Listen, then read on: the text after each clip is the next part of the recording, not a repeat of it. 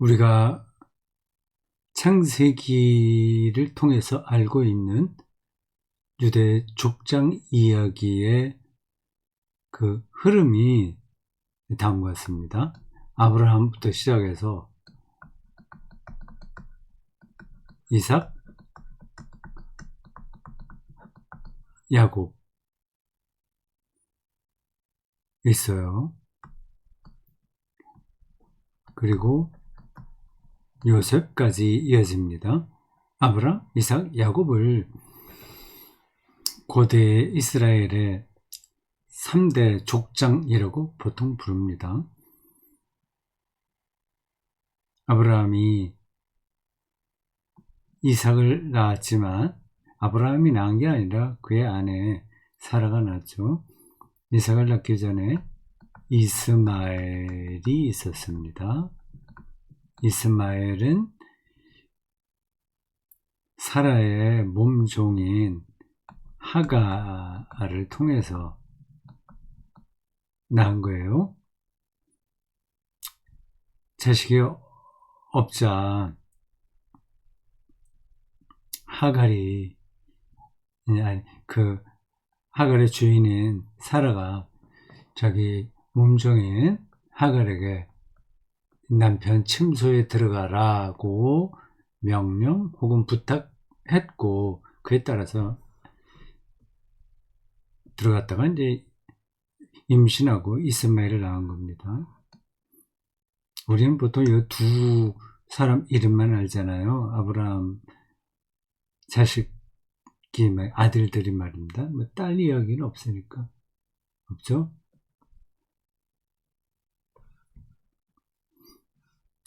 이삭은 사라를 통해서 낳았고요. 근데 사라가 죽은 다음에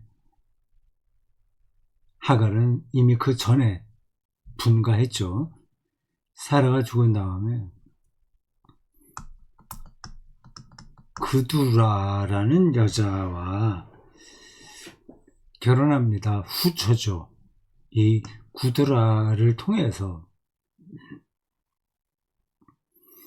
아브라함은 여러 자식들을 얻게 됩니다. 남자아이들도 많았어요. 아브라함 자식은 이삭과 이스마엘만이 아니라 그들은 많았다고 얘기합니다. 이 그두라 이야기가 창세기 25장에 나와요. 이거를 성경을 꼼꼼하게 읽지 않은 사람들은 놓칩니다. 오늘 아브라함의 하나님 경험 이야기입니다. 옛날에도 제가 저 이야기를 여러 번 읽었고, 당연히요. 그리고 설교를 했을 겁니다. 같은 본문으로 또 했겠죠. 이번에 다시 한번 저 이야기를 읽으면서 성경이 참 깊다, 그런 생각을 다시 한번 했습니다. 스쳐 지나갔듯이 읽으면 안 되겠구나 하는 생각도 했습니다. 우리는 오늘 설교 보면 창세기 15장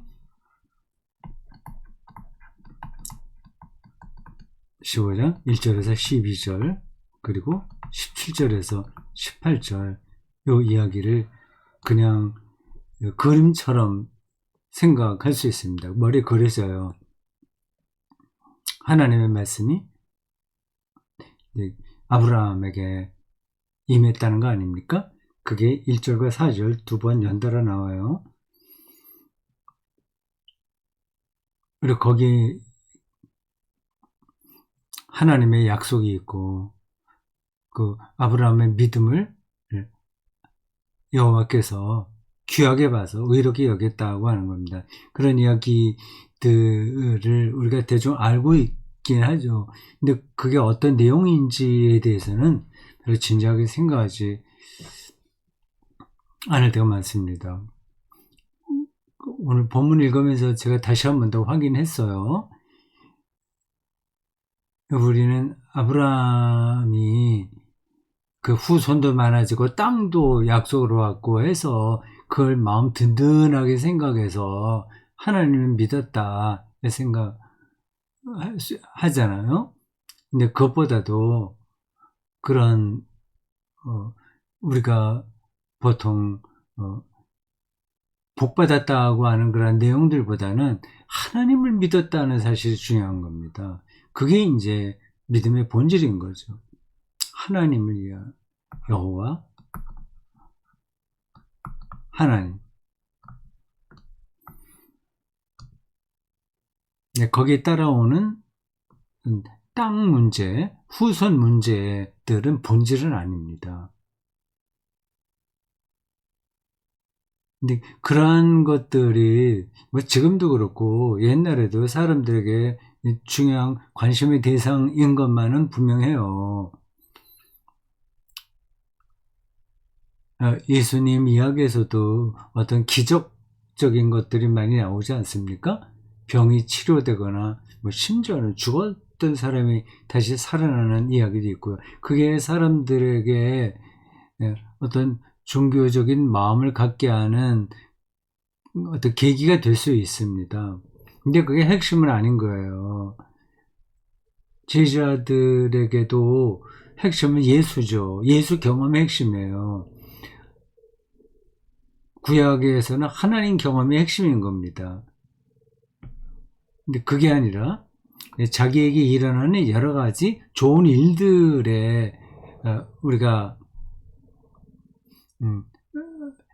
관심이 놓이면 거기에 이제 관심을 가지면 그럼 이제 하나님 신앙이 약간 본 궤도에서 이탈될 수 있어요. 근데 그게 이렇게 딱 부러지게 여기까지는 요거는 물질적인 거야. 뭐 여기까지 그 이후에 다른 거는 하나님 신앙의 본질이야. 이렇게 딱 끊어서 말할 수는 없긴 하지만 그리고 그게 상당한 경우에 연결되어 있긴 하지만 분명히 다르긴 다른 겁니다. 방향만은 분명히 다른 거예요. 하나님이 믿을만 하니까 하나님을 믿는 거지 나에게 좋은 일이 일어나니까 하나님을 믿는 게 아니거든요. 그 두 가지를 우리 실제 신앙생활에서도 좀 구분을 해야 되는데 하지 못할 때가 많습니다.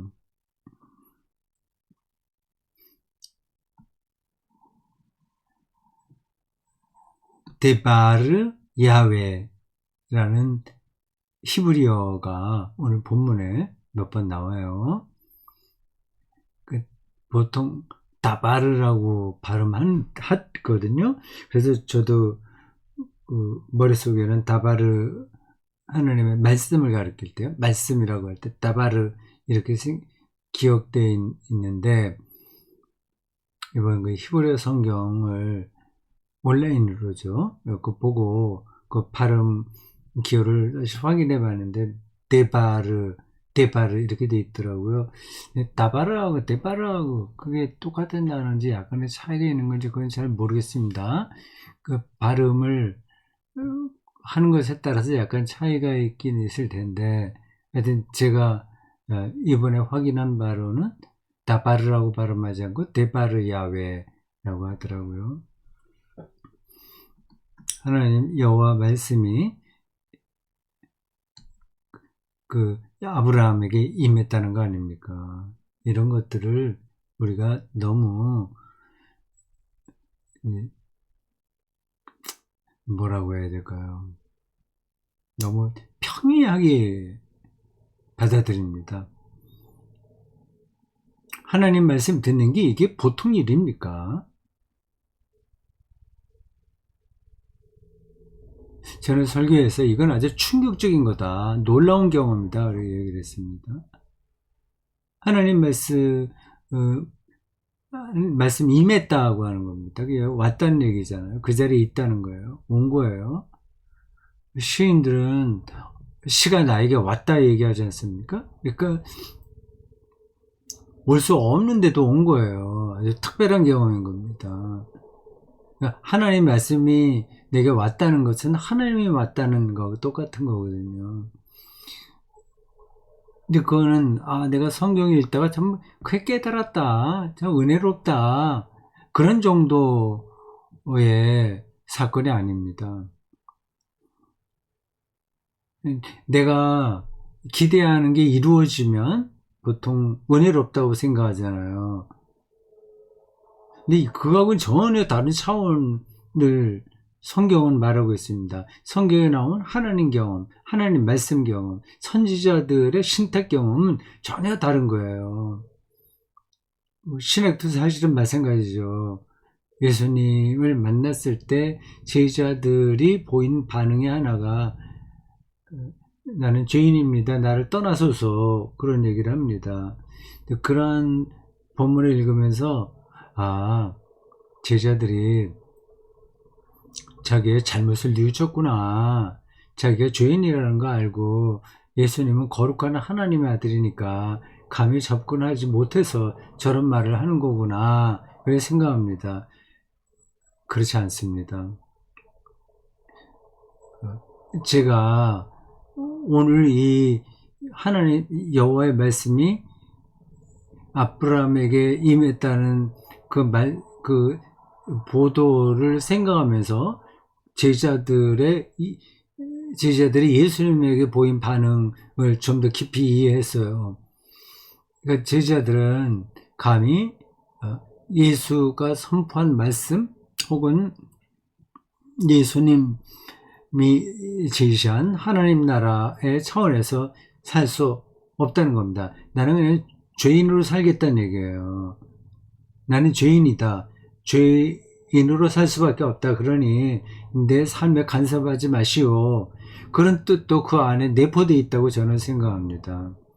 죄인으로 살겠다고 하는 것은 철면피하고 뻔뻔하고 파렴치한 인간으로 살겠다고 하는 게 아니라 이 세상의 작동 원리로 살겠다는 겁니다. 그게 다 우리들에게 바탕에 놓여 있는 거잖아요.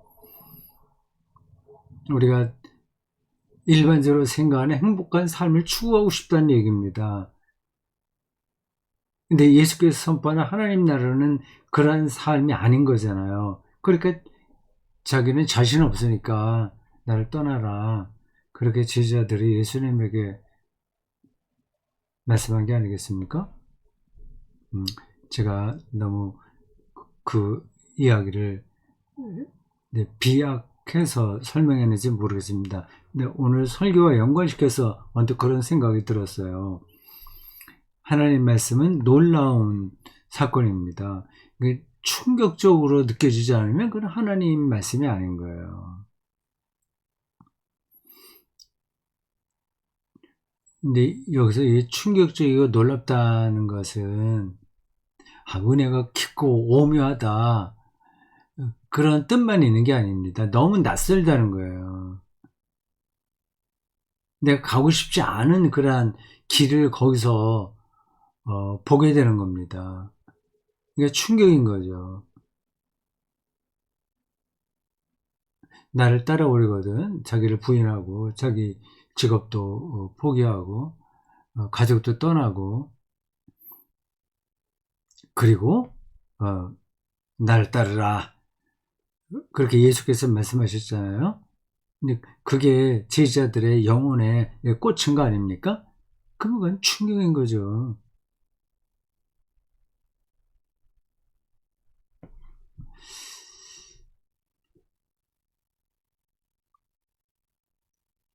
그러한 충격적인 경험이 오늘 우리들에게 너무 부족한 것 같습니다. 제가 여기 요약한 그 몇 가지 항목에는 들어있지 않은 것 같은데 이런 이야기예요. 복음의 연성화. 복음은 아주 강력한 힘이거든요. 완전히 방향을 바꿔야 되는 거거든요. 근데 한국교회 그 복음이 연성화된 거예요. 부드러워진 거예요. 일종의 혼합주의라고 할 수 있습니다. 이 자본주의가 제공하는 그 안락함도 붙들고 예수 믿고 구원받는다는 그 그리스도교의 가르침도 받아들이고 이 두 개가 대단히 자연스럽게 그렇게 신앙 안에서 조화가 되어 버렸습니다. 이건 조화될 수 없는 거거든요. 그리고 혼합된 거예요. 이질적인 게 혼합되었어요. 그럼 뭐 예수 믿는 사람들은 세상살이 모든 걸 다 포기하고 출가 수도자처럼 살아야 되냐 하는 그러한 반론이 가능합니다. 그렇게 살 사람은 그렇게 살아야 되겠죠. 그러나 모두가 그렇게 살아갈 수는 없어요. 근데 방향은 있는 겁니다. 방향은 무엇을 하면서 살든지 우리 삶의 근본이 이렇게 지진이 나서 흔들리는 것과 같은 경험들이 말씀 안에서 주어지는 거죠. 그게 없다면 그건 이제 말씀 경험이 없는 겁니다.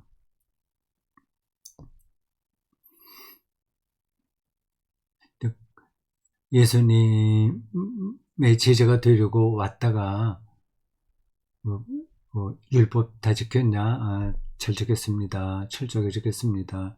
네, 한 가지 부족한 게 있다. 이거 재산 팔아서 가난한 사람이 주고 그리고 너는 나를 따르라고 예수께서 말씀하시자 이 친구가 부자인 관계로 실망해서 돌아갔다는 이야기 있지 않습니까? 그게 많은 걸 우리에게 시사합니다. 두 개 다 붙들고 싶은 거예요. 근데 하나만 붙들어야 돼요.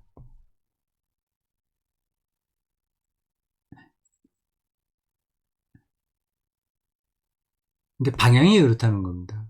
그게 충격적인 거죠. 아니, 자본주의 체제에서 어떻게 돈을, 돈을 의지하지 않고 살아갈 수 있단 말이야. 그건 못하죠. 못하는데, 방향이 그렇다는 겁니다.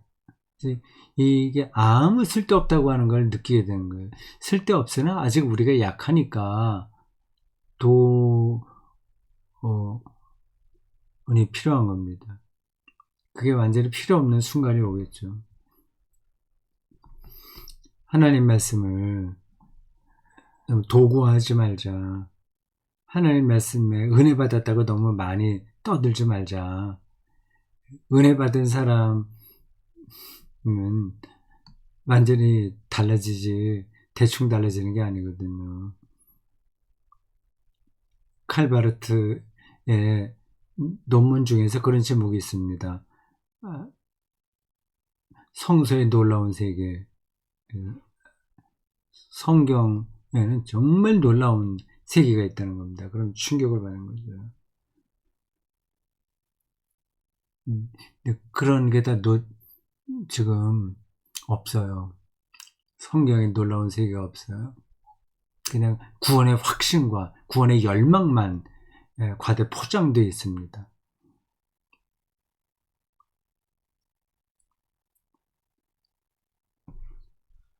누미노제라는 종교학 용어를 설명했습니다. 이게 충격과 놀라움과 관계된 거라 그랬습니다. 루돌프 오토라는 종교학자가 쓴 책 다스 하일리게 거룩함에 나온 용어입니다. 보통은 거룩한 두려움 그렇게 번역합니다. 노미노제를.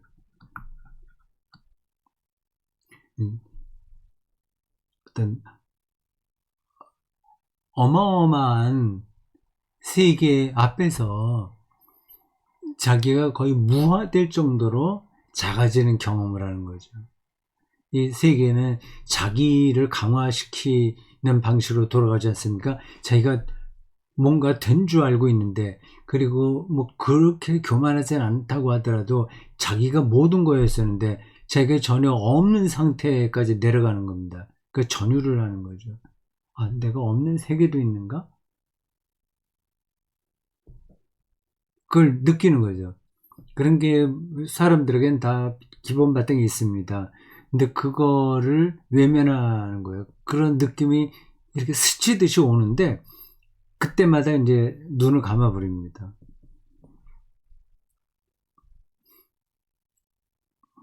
종교 경험은 그 눈 감지 않고 오히려 그 안으로 뛰어들어가는 거라고 할 수 있습니다.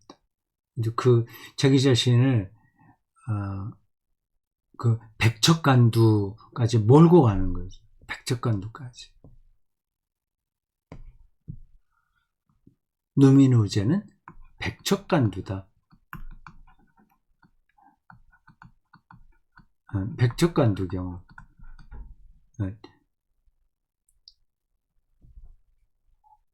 예, 누민호제. 그게 우리 일상에서 어떻게 나타나는지 세 가지 예를 들었습니다. 아니, 퀼렌드 성당. 1983년 부터 84년까지 퀼렌에 제가 살았거든요. 신학 공부한다고 거기서 그 살았습니다. 30살 때네요, 보니까. 처음에 저 퀼렌드 성당을 봤을 때 어마어마했습니다. 고딕시 건물로 가장 큽니다. 독일에서 세계에서도 거의 손꼽힐 거리요. 1200 몇십 년대부터 짓기 시작했어요. 그래서 그러다가 중간에 멈추고 완성된 건 1800년대인가 이렇게 됐습니다. 중간에 오랫동안 제가 정확한 횟수는 모르겠어요. 그런데 오랫동안 건축 멈추고 있었습니다. 어마어마한 크기입니다. 2차 세계대전 때 다행히 피해를 크게 안 봤어요. 쾰른이 박살이 났거든요. 독일 2차 세계대전 때 박살난 도시가 쾰른만이 아니라 드레스덴은 아주 유명하고요. 예, 거기 그 프라우엔 키르헤라고 가족교회가 있는데 그것도 완전히 박살이 났습니다. 베를린도 말할 것도 없고요. 근데 이 쾰른 대성당은 그때 어떤 그 연합군 사령관이 그 비행사들한테 저를 폭격하지 말라고 명령을 내린 것 같아요. 그래서 아주 약간만 피해를 봤다고 하네요. 그러면 이제 아무도 없는 그 쾰른 대성당 한가운데 혼자 앉아 있을 때 파이프 올겐이 웅장하게 연주가 된다면 전율을 느끼게 되는 거죠. 그런 경험들은 다른 데도 많이 있죠. 에베레스트 정상에서의 경험도 좀 그렇습니다. 이렇게 자기가 없어지는 경험인 거예요.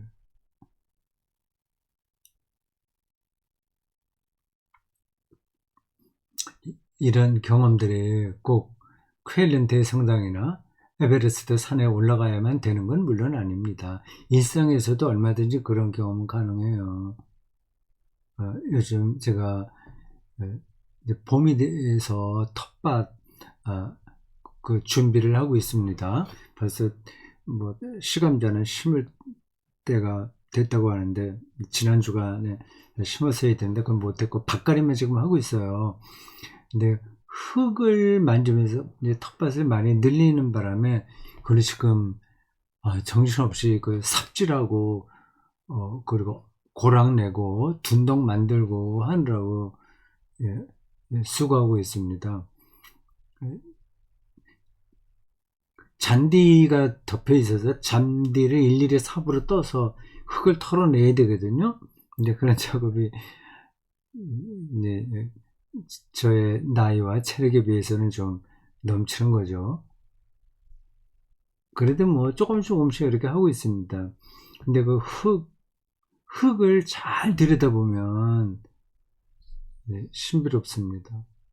그리고 내가 그 흙이 된다는 사실도 엄연한 사실이고, 그것을 흙을 이렇게 뭐 저기 흙이 있구나 그런 정도만 생각하다가 그 흙과 자기의 일치가 되는 경험을 하게 되면 어떤 종교적인 경험이 있는 거죠. 전율이죠. 어떤 군중 속에서의 고독, 술 마시고 춤추는 그 야간업소에 간 어떤 젊은이가 어느 순간에 특대같이 그런 경험을 할 수 있는, 내가 누구지? 그런 거예요. 길을 가다가도 갑자기 그런 경험을 할 수 있습니다. 햇살이 쪼일 때 봄 햇살을 맞으면서 걷다가 내가 누구지? 그런 경험을 합니다. 그건 사춘기 때, 청소년 때 많이 합니다. 근데 그러한 생각들을 더 열어줘야 돼요. 교육을 통해서 그런 생각들이 더 열려야 계속 그의 삶이 내면에서 풍요로워지는 겁니다. 근데 그런 걸 다 피하죠. 그걸 못하게 하죠. 쓸데없다고 하죠.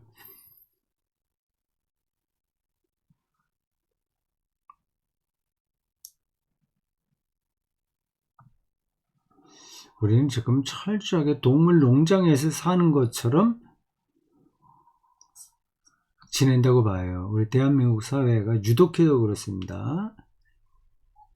그 미국 트럼프 대통령이 다시 제1기 집권하면서 세계는 더 모양이 우습게 됐어요. 마피아 보스처럼 조폭 우두머리처럼 자기 마음대로 하려고 하는 거 아닙니까? 힘으로 밀어붙이는 거 아닙니까? 군대를 자기가 뭐 그린란드에도 보내겠다. 뭐 어디 우나 자기가 뺏겠다. 심지어는 이게 믿을 수도 없는 얘기인데 캐나다를 자기네 뭐 51번째 주가 되라 이런 얘기를 한 나라의 대통령이 다른 나라 지도자에게 할 수 있나요? 근데 그런 식으로 돌아갑니다. 근데 우리는 누민우제에 대한 경험은 거의 무시되고 동물처럼 사는 거죠. 점수 많이 받아서 좋은 데 가서 많이 소유하고 그렇게 사는 거죠. 그 동물들의 삶이 나쁘다는 뜻이 아니에요. 우리도 동물이에요. 그러나 우리는 동물이 아닌 동물인 거죠. 그러면 어느 철학자가 그렇게 얘기를 하긴 했어요. 인간은 동물이 아니기를 노력하는 동물이다. 동물을 제가 폄하한다는 뜻으로 말씀드린 게 아닙니다. 설교 시간에도 그걸 여러 번 얘기했어요. 근데 우리는 인간이라는 겁니다. 동물 중에서도 인간이에요. 그러니까 우리는 인간답게 살아야 되잖아요. 그 동물처럼 살면 동물에게 그게 어울리는 거예요. 그렇게 살면 돼요. 그들은 먹을거리만 찾고 짝짓기만 잘하면 돼요. 근데 사람은 그렇게 살 수 없게 되어 있습니다. 그렇게 살 수 없게 되어 있는데 그렇게 살면 그럼 이제 내면 세계가 점점 허물어지는 거죠. 동물의 단조로운 삶으로 떨어지는 것을 오늘 우리는 아주 당연하게 생각하는 것 같습니다.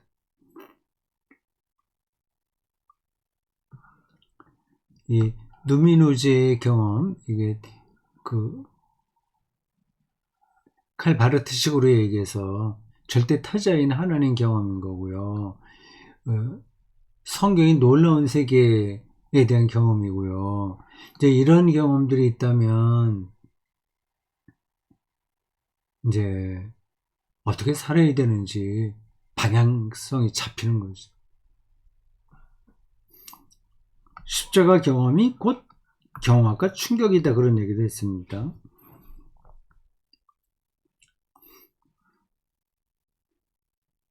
베르디의 그 레퀴엠 곡이 있습니다.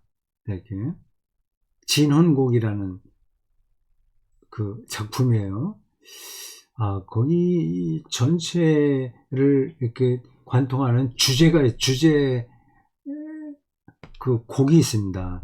불협화음으로 위에서부터 번개가 치듯이 내려오는 어떤 그 화음과 그 멜로디가 있어요.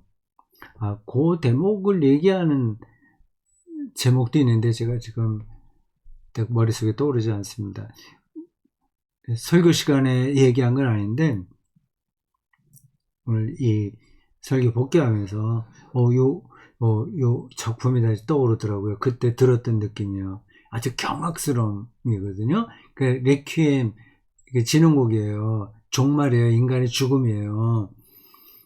그때 인간이 위로를 받아야 돼요. 근데 그 위로받으려면 그 죽음 그리고 종말이 얼마나 경악스럽고 충격적인지를 알아야 되거든요. 이걸 피하려고 하잖아요. 이제 달콤한 것만 생각하잖아요. 이래갖고는 우리 인간다운 삶이 되지 않습니다. 기독교에서 종말을 이야기하는 게 우리의 숙명이 이렇게 끝나니까 그 비관주의에 떨어져라, 그 허무주의에 떨어져라고 하는 게 아닙니다. 이 경악과 충격을 알아야만 이 일상이 생명 풍요롭게 경험될 수 있기 때문이에요. 그 맥락을 우리가 분명히 알아야 됩니다. 정말 배고파 봐야 그 음식 맛을 느끼고 배부름의 어떤 느낌들을 알 수 있는 거 아니겠어요? 설교 마지막 대목에서 그런 얘기를 했을 겁니다. 이 십자가 경험, 이것도 한국교회에서는 너무 나이브해요. 그 연성화가 되어버렸습니다. 예수 십자가 죽으심으로 그 앞에서 심지어는 울먹울먹 하면서 예수님의 십자가의 죽음 그런 얘기를 하는데, 그러나 속으로는 예수님의 십자가로 내가 구원받았지, 정말 기쁘지, 좋지, 즐겁지, 그런 생각을 합니다. 이 예수 십자가가 얼마나 경악스러워 충격적인지를 알아야 이제 그 다음에 구원의 빛을 느낄 수 있는 거죠. 그래서 설교 마지막 시간에 어둠을 경험해야 빛을 느낄 수 있다, 그런 얘기를 했습니다. 어둠과 충격, 경악, 그런 것들이 일상에서도 사실은 곳곳에 숨어 있는데, 십자가는 바로 그걸 얘기하는데, 하나님의 아들도 죽이는 세상이라고 하는 게 얼마나 충격적인 거예요. 근데 일상에서 잘 느끼지 못한다면 우리의 죽는 순간을 생각하면 확 다가오게 될 겁니다. 박테리아가 기다리고 있는 무덤 속으로 홀로 들어가야 돼요. 그 불길이 기다리는 화장터 화로 안으로 홀로 들어가게 되는 겁니다. 그러면 얼마나 충격과 두려움인지 알게 되죠. 그럴 때 예수의 구원의 빛이 느껴집니다. 그거는 좀 연관성이 없는 것 같은데, 속으로 그렇게 생각하시는 분도 있어요? 그래, 우리가 이렇게, 우리의 죽음이 경악스러운 건 알지만, 예수가 그렇다고 해서 우리가 구원의 빛인가?